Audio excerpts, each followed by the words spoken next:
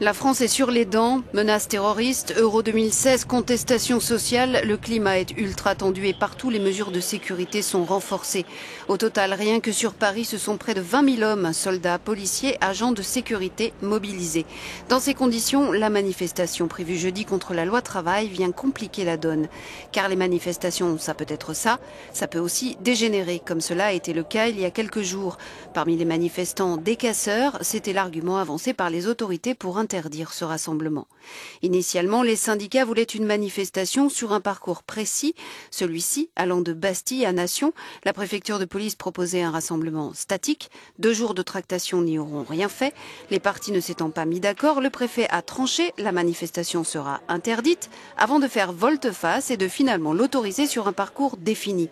L'interdire aurait été une première pour une manifestation à l'appel des centrales syndicales, une première depuis 1962 et la tristement célèbre journée pour la paix en Algérie. Que dit la loi ? La liberté de manifester n'est pas inscrite dans la Constitution, mais est contenue dans la Déclaration universelle des droits de l'homme.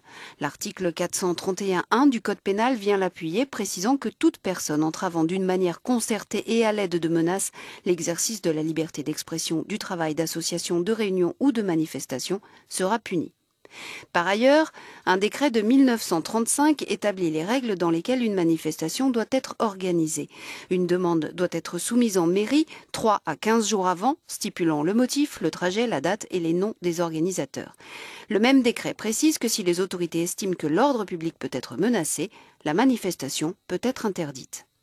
Les organisateurs peuvent alors se tourner vers le tribunal administratif qui évalue la légalité de l'interdiction, puis le Conseil d'État tranche. En cas de non-respect de l'interdiction, les organisateurs risquent une peine d'1 an de prison, 7 500 € d'amende et 11 € pour chaque manifestant.